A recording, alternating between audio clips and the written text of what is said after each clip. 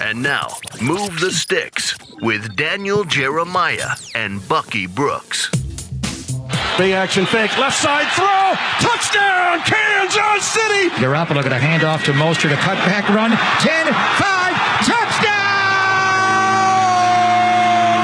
San Francisco, Raheem Mostert.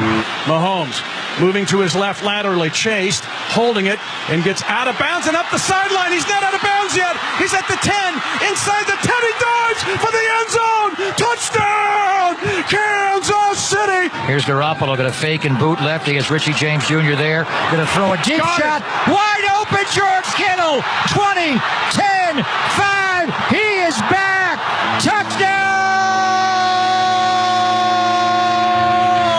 San Francisco! What's up, everybody? Welcome to Move the Sticks, presented by DiGiorno. Stock up on DiGiorno pizza for the big game. Buck, how you doing, man? Man, I'm great, DJ. I think this is a great opportunity to kind of pause right before the Super Bowl to do what we would do if we were working for a team, and that is just to kind of examine the two teams that are playing in the Super Bowl and to talk about how they were constructed, break down their franchise quarterbacks, Patrick Mahomes, Jimmy Garoppolo, see how they built them, whether it's through the draft, free agency, or through trades, look at the GMs, their paths to their jobs, and then really look at their coaches and the style of play that these teams employ. It's a fascinating discussion that we are about to have just on, look, the hows and whys of why the San Francisco 49ers and the Kansas City Chiefs are playing in Super Bowl 54. No doubt. And I say we just jump in right now. And again, this is something Bucky mentioned. Every team in the league does this, studying the teams that get in that Final Four and that Final Two and trying to find out the secret sauce, so to speak. So that's what we're going to do on today's episode. I figure we could start off here talking about the two quarterbacks for these teams and how they were acquired and what took place in the thought process to bring them to their team. So let's start off here. The first one here with Patrick Mahomes and the Chiefs, and that started with a big draft day trade in 2017. The Kansas City Chiefs no longer have a first-round pick. Wow. They just traded it along with the 91st overall pick to move up 17 spots. With the 10th pick in the 2017 NFL Draft, the Kansas City Chiefs select Patrick Mahomes, II, quarterback, Texas Tech. Well, there you go, Buck. The Kansas City Chiefs saw what they liked in Patrick Mahomes. They made the move all the way up to the 10th overall pick to select Patrick Mahomes. And we've talked about this before, but your background having been around Coach Reid, I've been around Coach Reid with the Philadelphia Eagles. This has to be that they saw the next Brett Favre, and that's why they went up and got him. It was all about the Brett Favre comparison and the similarities. And if anybody has a chance to see some of the stories that are floating out there on the internet about Brett Veach and how he basically applauded and followed Pat Mahomes and would send videos and all that other stuff. There was a fascination in that building about Pat Mahomes, and you could tell that fascination was real based on what they gave up. In trading to get the 10th overall pick, they traded away their own first-round pick, 27th overall, a third-round pick, and then another first-round pick the following year to get their franchise quarterback. And you have to say, 2 years in, man, it looks really good that it's worked out. That first year he sat out. The second year he gets MVP. The third year they're in the Super Bowl. So how can you not like that trade? I think the bigger thing is not just the player acquisition, it's the player development. The fact that they had Alec Smith in that year, when you talk to people in the building, Andy Reid just let Patrick Mahomes on scout team, man, throw it all over the yard. And then when they came back that following offseason, in OTAs and mini camps or whatever, he continued to allow him to throw it all over the yard and try and figure out what he does well and what he needs some work on. And then as they began to whittle his game down, they began to kind of hone it in and work on the decision-making, they were able to really get the best of both worlds. A gunslinger with unique talents and playmaking ability who has also become a very solid decision-maker. So he not only can make you right as a play caller when you call the bad play because his talent is immense and he can just make things happen kind of like a magician that can pull rabbits out of the hat. He is also managing the game at a high level. That is why the last 2 years we've seen the Kansas City Chiefs advance to the championship game, lose in overtime, and then make it to the Super Bowl behind a quarterback that we're talking about being maybe one of the best that we've ever seen at the position. And you talk about the value of the quarterback position overall. Think about this. When I went back and Nabil and Bart did a good job of looking this up for us here.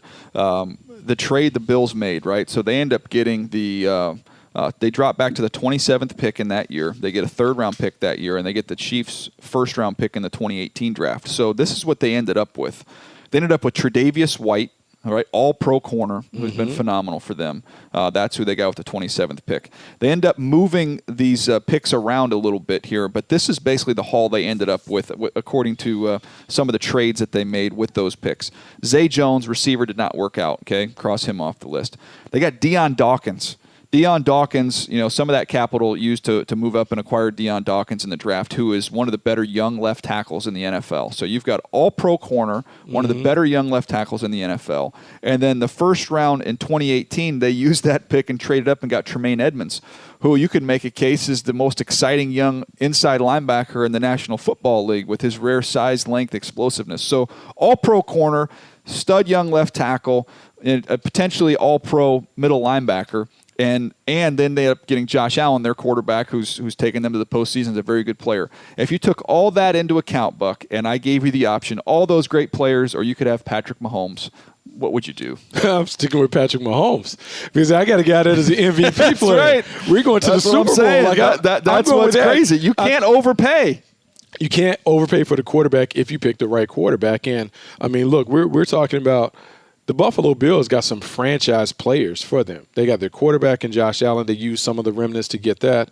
They then have Tre'Davious White. You talk about all-pro corner, a young, dynamic offensive tackle, and then a playmaker in the middle of their defense in Tremaine Edmonds. You can't fault them for making that trade. They have found out – I mean, they discovered a way to really build up their team. However, on the other side, Kansas City identified the quarterback that they believe would be their QB1 for the next decade.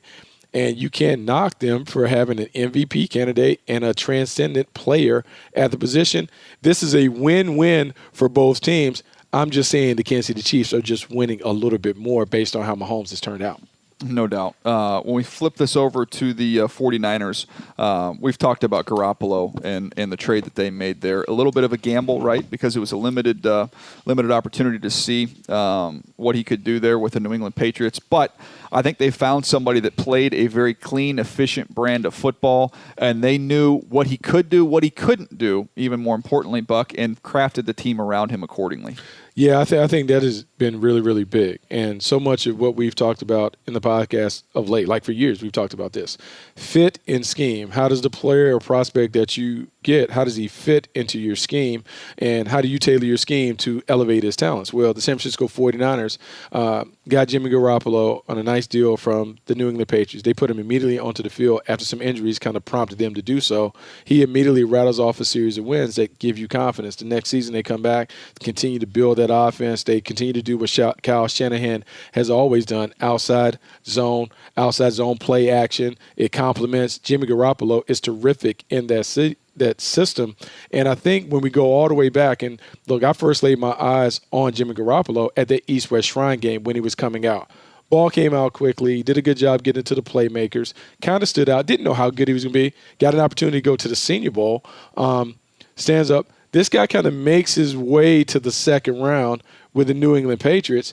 And then when you got a chance to see him in the preseason for the Patriots, it's kind of like the same deal. He's kind of like a John Stockton to me in terms of a point guard on the basketball floor. Just does a really good job of just getting the ball to the playmakers, doesn't necessarily mess around, but also has enough athleticism to do some of the new school RPO stuff and run around stuff that you want to see with your quarterbacks. So it's a nice fit for the 49ers. And I know there have been games where he hasn't had a lot of pass attempts because the running game has been so dominant, but we've seen in stretches, he can play at a high level. I'm not ready to proclaim him a Tier 1 quarterback like I would proclaim Pat Mahomes, but in the 49ers system, he definitely plays like a Tier 1 quarterback based on how they do everything around him. I want to roll this soundbite here in just a second because this is a moment for this 49ers team. We're talking about team building, and this moment benefited the offense and the defense, and I believe is a key reason why they're in this Super Bowl. It's because of what happened right here. It is, in fact, a torn ACL. That is the knee injury he sustained while cutting, instead of going out of bounds, was something that will rob him of the balance of the 2018 season. So, Buck, that is Jimmy Garoppolo tearing his ACL. Now think about this. We just talked about Patrick Mahomes and having a year to sit and learn behind an Alec Smith. This injury provided Jimmy Garoppolo, even though disappointment and missed the majority of that season, but allowed him to sit and learn this Shanahan system without having to be out there on the field, but to really, really get comfortable with it and really become a master of it. And then when he was reinserted into the lineup when he was healthy, I think that benefited him in the long run. The other thing it did, obviously without Jimmy Garoppolo, they lost a ton of games. Ended up putting them up there in position to get somebody like a Nick Bosa, who had a major, major impact on the defensive side of the ball. So we've talked about this before. Is it better for these young quarterbacks to play or sit? Even though he was a little bit older, a young veteran, I would say, I do think that time off, getting a chance to sit and watch and learn, benefited Jimmy Garoppolo in this system. It absolutely benefited him. I think it benefited him not only like seeing Tom run the system and kind of learning those things, but also hearing the messages from Bill Belichick every day. And then coming back and then coming over to the 49ers, learning Kyle Shanahan's system. So what Jimmy Garoppolo got was an opportunity to really do what we want all young quarterbacks to do, to slowly assimilate into the starting position, to slowly understand how to play the game, how to understand the system that you're being asked to play in, how to understand the defenses and how they attack. So when you do get your opportunity to play, you can kind of play in attack mode. And I think what we have seen from Jimmy Garoppolo is he's been able to do that. Now, I can give Kyle Shanahan a ton of credit for the calls that he makes and how he designs offense and how he creates these shots within a game. But Jimmy Garoppolo has cashed in on those opportunities. And we've seen in 2-minute situations where the coach is really kind of put to the side and the player has to make the plays, we've seen Jimmy Garoppolo win in those situations. So if you're a San Francisco 49ers fan, if you're an official, you feel good about who you have in place as your franchise quarterback.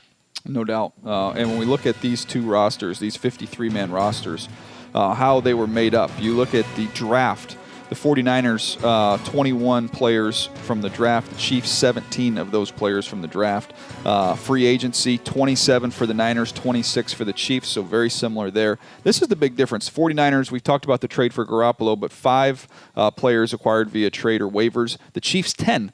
So the Chiefs have been very active in the trade market, trying to go out, find existing veteran players that fit them and bring them in, and it's worked out quite well. I'm going to get to one of those trades in just a second, but a player that they drafted who we talk about this team being a track team. The reason for that more than any other is because they have the fastest player in the NFL, and that is the Cheetah and Tyreek Hill. I went back and found this little nugget. This is our buddy Lance Zierlein talking about him after he was selected in the 5th round of the 2016 draft.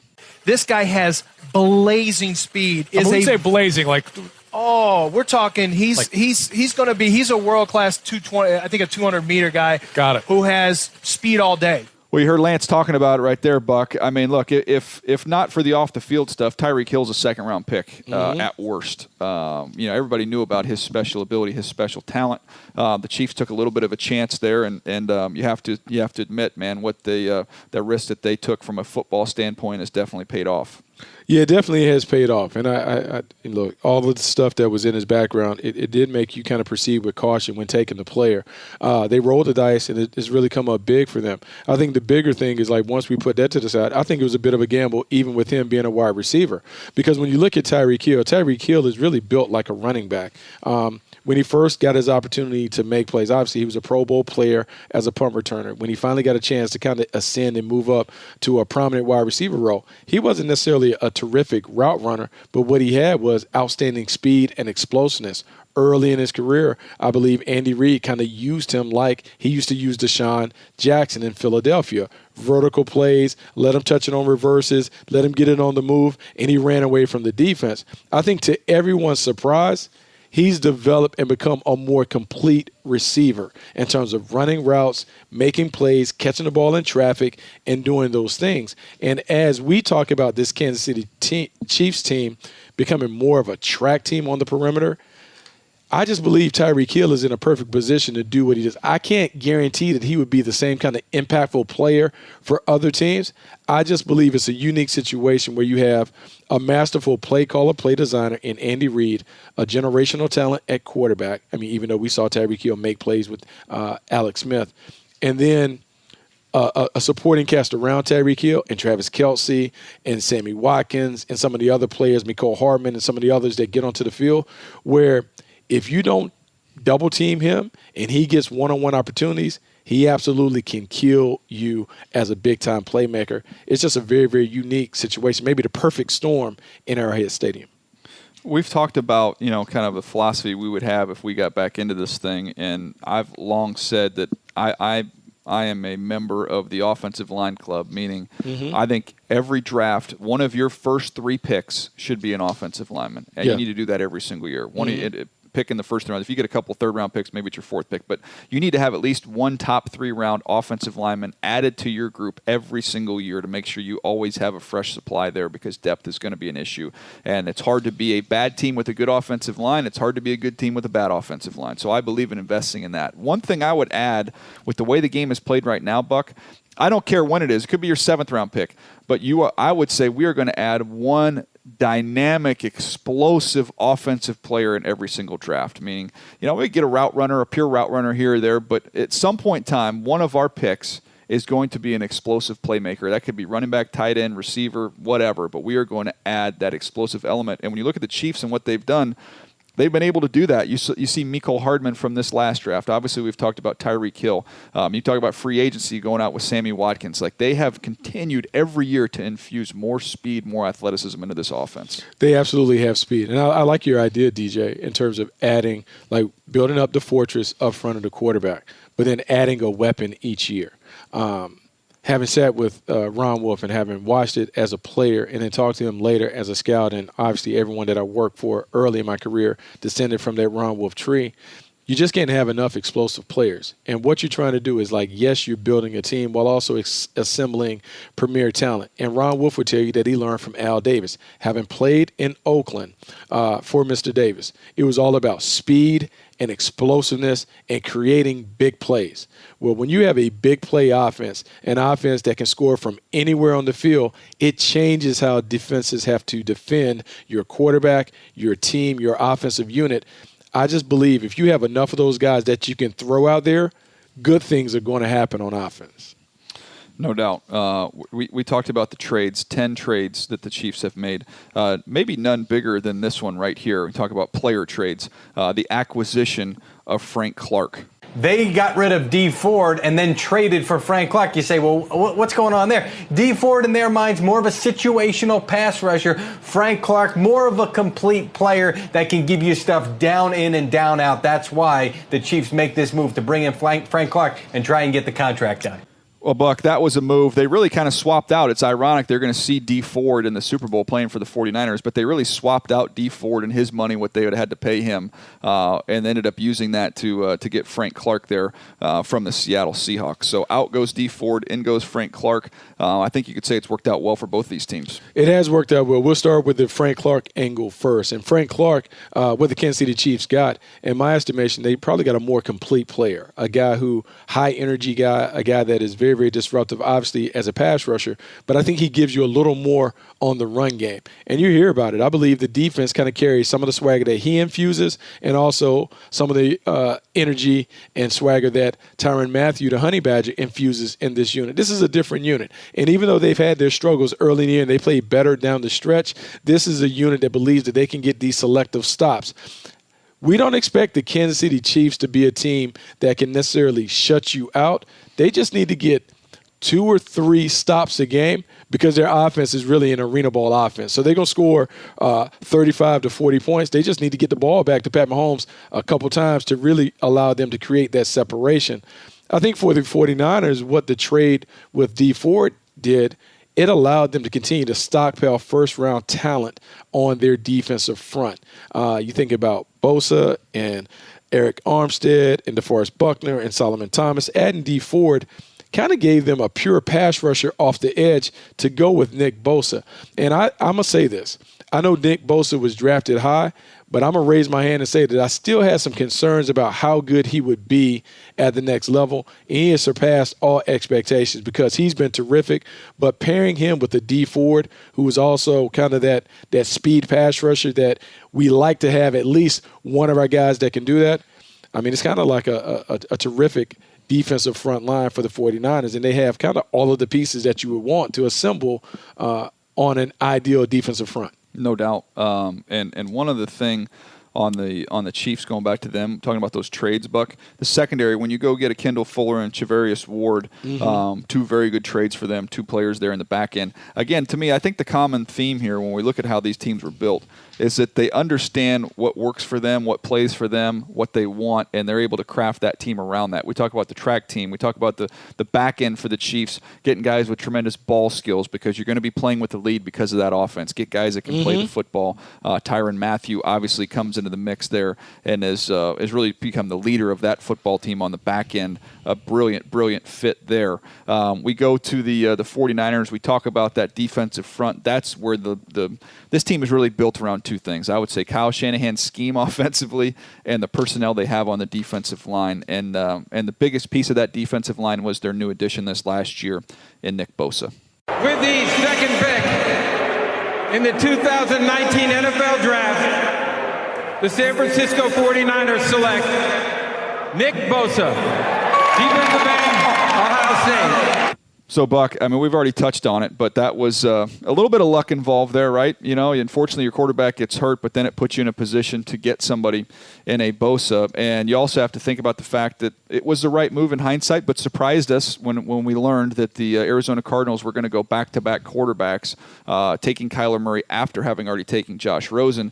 If they stick with Josh Rosen, then they take Nick Bosa, and the 49ers really would have lost out. So it benefited them that the team inside their division went quarterback back-to-back years. Yeah, surprising pick by the Arizona Cardinals at that time. They had just expended a top pick on Josh Rosen. We thought Josh Rosen was going to be the quarterback of the future for their coaching change. Cliff Kingsbury, Kyler Murray, it just worked. That allowed them to get maybe the best player in the draft at the number 2 overall pick, and it kind of changed what their defensive front looked like. And you talked about this team being built on Kyle Shanahan's run game and that scheme and a dominant defense. Well, the one thing that we know over the history of the league, those two things typically put you in a position to get close to getting to the Super Bowl. And so dominant run game, a disruptive defense. If you sprinkle in a quarterback in there like they have in Jimmy Garoppolo, that is the recipe to get into the Final Four. And more times than not, if you get enough cuts at the plate, you're going to eventually knock one out. They have certainly knocked it out of the park with their combination with the run game, defense, and now the quarterback in Jimmy Garoppolo. All right, let's get to these general managers here. Brett Veach for the Kansas City Chiefs, someone that I worked with there with the Philadelphia Eagles. Brett is a great guy, high energy, very passionate about what he does. Somebody that had started out kind of as Coach Reid's kind of coaching intern, really, was just kind of there for him. Anything that Coach Reid needed, that was Brett. He took care of him. And I think that relationship between the two was big. And I also think just having been around Coach this entire time during his career, he knows exactly what they're looking for in their scheme, what plays for them, what personality traits they like. Coach Reid, I've told this story before, used to always say, every player that you draft or sign does one of two things. They bring energy to your building or they suck energy from your building. And they've done a good job. You look at guys like the Honey Badger. Look at Pat Mahomes and his energy that he brings. Even, bringing over Shady McCoy to get him back plugged in again, even though he's not what he was. They've got a lot of guys with a lot of energy and a lot of spark. Kelsey, his personality, think about how much energy he brings. So they know what they're looking for, and I think Brett Veach in this role, helping Andy Reid through this process, I think that relationship is very important. Yeah, I think it is very important. I think it's great, and we're seeing a shift in the way that teams are building their front offices. And it's always cyclical. It used to be the general manager would get in place, and then you were hired the coach, and they would kind of get in lockstep. We're seeing more teams now have the coach that then finds the personnel man that they desire so they can kind of work together. I think the beauty of what the Kansas City Chiefs have done with Brett Veach and Andy Reid is because Veach served as maybe the assistant to Andy Reid, he really knows what he wants. They are kind of in unison and in lockstep in terms of players, style of play, what fit, what works, what kind of guys would be ideal Chiefs. And I think we have seen them kind of do it now. I will give John Dorsey a tip of the cap because he did a lot of kind of like the foundation stuff for Andy Reid and this team. But Brett Veach has taken it to another level. And it's really the benefit of guys being able to have the steady dialogue, guys having the kind of trust and commitment and the accountability to go back and forth. It's just been a perfect marriage for the Kansas City Chiefs. And Brett Veach has done a great job of quickly climbing up the tree, but really giving Andy Reid exactly what he wants to kind of build the team that he envisions playing and dominating in the AFC. No doubt. I think it's a very good relationship there. And we flip over to John Lynch and the 49ers. I want to throw a couple bites here because one is an example of John Lynch and his intelligence as a player. The second one's going to go into his taking over as the new general manager of the 49ers. So let's roll those clips. Don't let him pull you with his pumps. We get to our landmarks. Dexter! Rip that! Blitz threatened, first down 10 from the 45. Gannon pump fake, looking to his right, throwing to his right. Intercepted! Dexter Jackson to the 40, to the 35, to the 50. He's to the 45. 1-yard line. Dex Jackson has two. Dexter! Dexter, I told you, baby! I told you, was it Slug OC? Dexter! Told him right before the snap, it's Slug OC. Cole Wright coming at you from the NFL Network newsroom with breaking news. Former safety and Stanford alum John Lynch has been named as the new general manager of the San Francisco 49ers. And with that being said, let's now turn our attention to Rap Sheet Ian Rappaport. Now, Ian, word on the street is that his deal of the 6-year variety. What more can you tell us about this? Yeah, the 49ers had 2 second interviews this week with general manager candidates, Terry Donahue of the Arizona Cardinals and George Paton from the Minnesota Vikings. But there was always a third candidate, a mystery candidate, who would only agree to take part in the interview process if his name remained completely secret. And we now know that candidate was John Lynch, the former Broncos great, and of course the Fox analyst who has spent a lot of time over the last week trying to get out of his Fox deal, several complications with that. Out of nowhere, John Lynch expected to be named the 49ers general manager. So, Buck, you can tell from that first bite there, just his awareness, knowing exactly what was coming in that Super Bowl, telling Dexter Jackson to watch out for the pump fake, which led to an interception there for Jackson. Sometimes there's players that just seem like a natural progression, with just their intelligence and the way they play on the field, not to mention having been a part of great teams and knowing what great defenses specifically look like. I think John Lynch was a great fit here. Absolutely great fit. Didn't really know, obviously, because he's coming from the TV booth to jumping into the front office. So there was a huge learning curve. But here's what I will say about John Lynch and what I really like about what he did with the front office. In the front office, he went and got a lot of experience. He got guys who had done the job, guys who had done it. Martin Mayhew comes over and helps out. Adam Peters coming over from Denver. When I look at their pro department, now they have Rand Carthon. They have some other experienced guys kind of doing very, very critical jobs in the scouting department. And what Lynch has done is he's been able to be very, very self-critical and understand his own strengths and weaknesses. He's kind of in lockstep with Kyle Shanahan. Obviously, Kyle Shanahan kind of sets the vision for how he wants the team to operate. But then John Lynch can kind of talk about like what players smell like, what they feel like, what it should be like based on his experience as a player and being around great organizations, first with the Tampa Bay Buccaneers, then with the Denver Broncos. I just believe all of it coming together has really helped the San Francisco 49ers build this team, and a team that looks like it's built for the long haul. And the ownership group deserves a lot of credit for, one, making themselves be patient with this. 6-year deals for Shanahan and Lynch. They weren't able to pull the plug on the experiment early. They had to sit and wait for it to grow. And because they were forced to sit and wait, John Lynch and Kyle Shanahan had the luxury of really being able to build this team in the image that they saw would be best suited for long-term dominance and winning. It's all worked out, but I give John Lynch a ton of credit for being able to carry some of the experiences from the field into the front office and have success.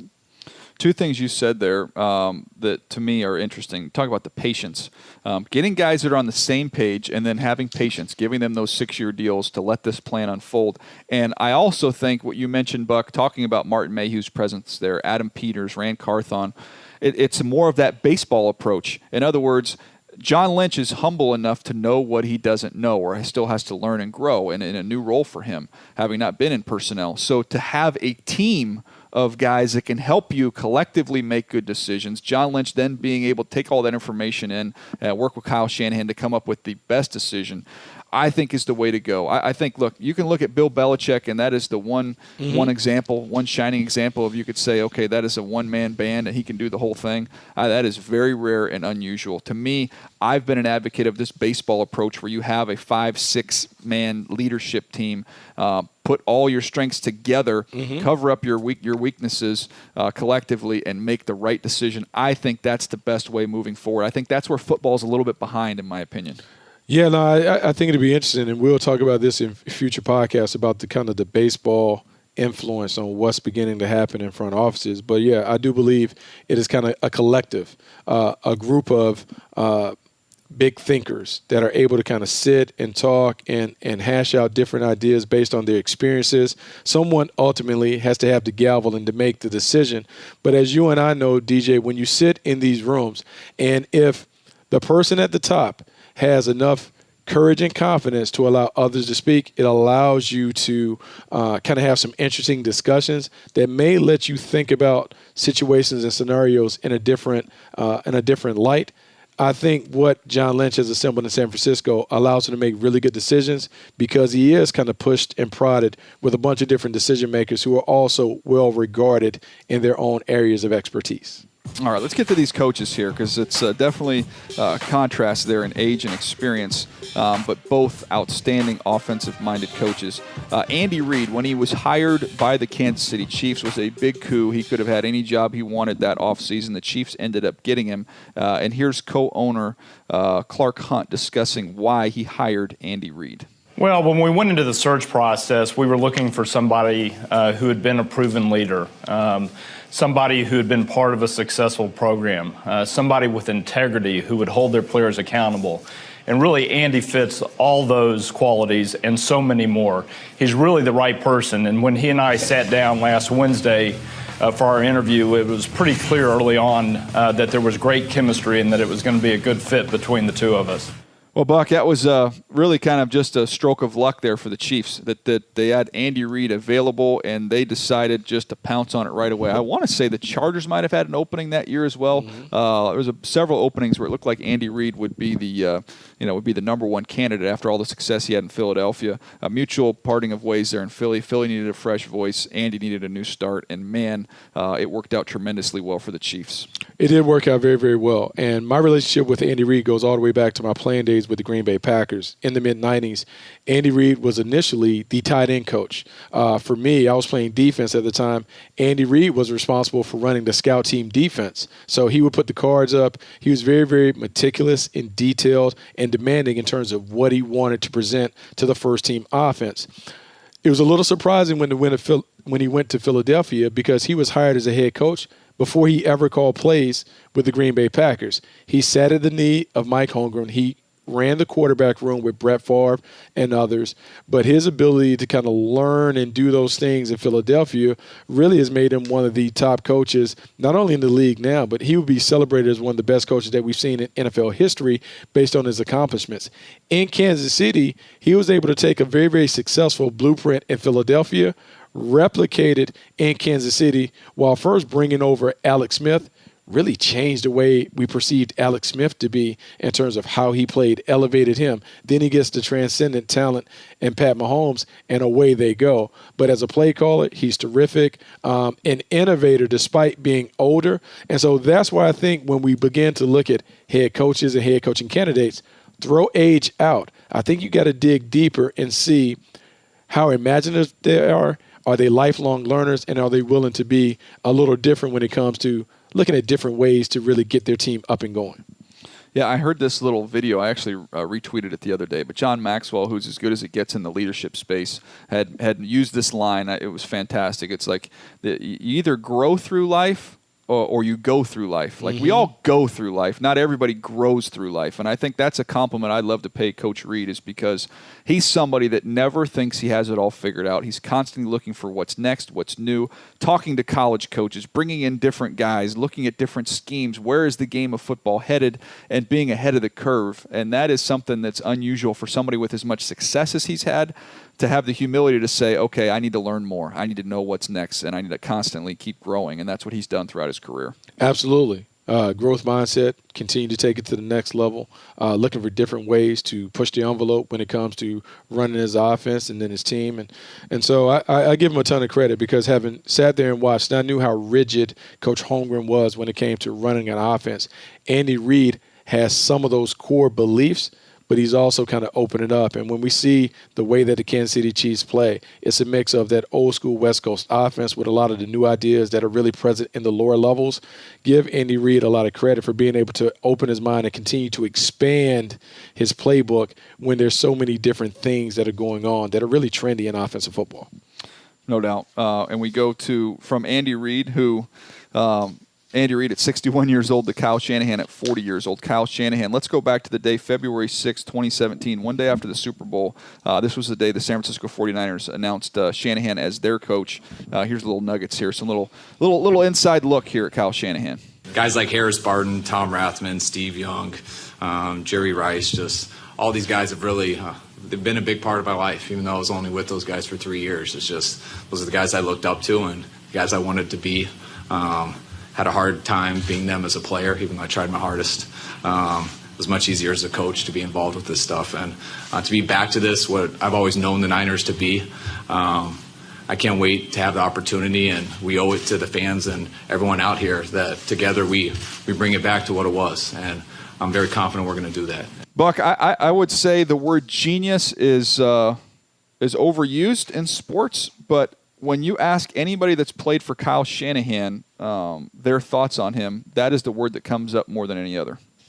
I mean, it's really fascinating to me to see how he's evolved as a play caller. DJ, I don't know if you had a chance to go through the Super Bowl research packet yet, but I saw something that stood out to me. Over the last 4 years, he has taken his game up a notch in terms of pre-snap shifting and motioning. They up it by 5% each year.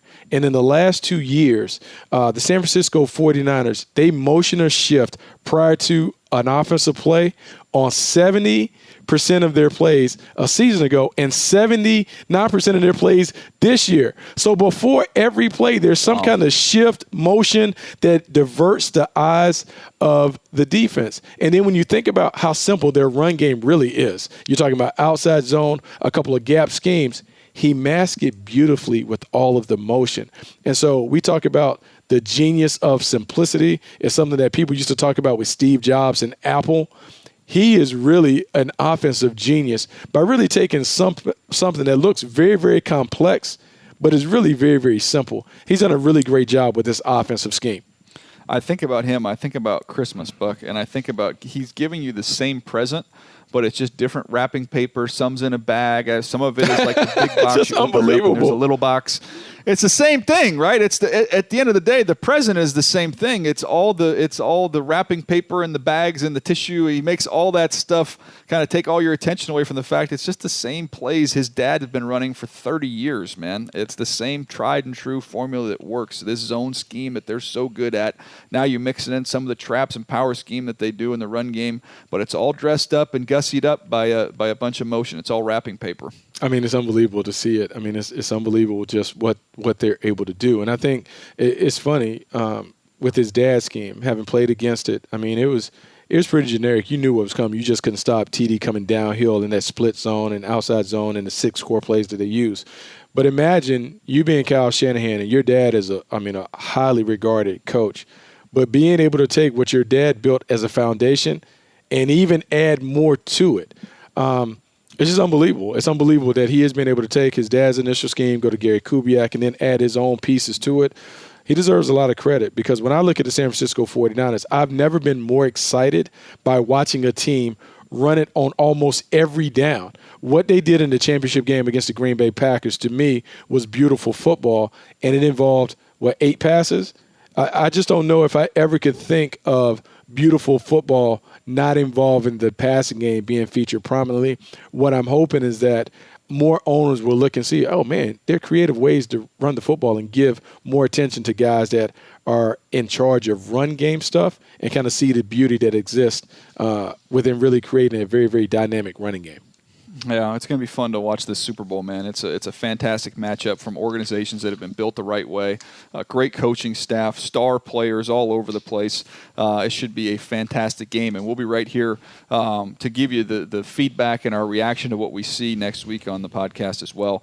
We've got your mock draft podcast coming up on Thursday, Buck. So the mock draft is out there, NFL.com/Bucky Brooks. You can find it. We're going to break the whole thing down on Thursday's episode, so be on the lookout for that. Remember, all of our videos, NFL.com/MTS video, YouTube.com/NFL podcast. That's going to do it for us today. Thank you guys so much for listening to Move the Sticks, presented by DiGiorno. Stock up on DiGiorno pizza for the big game.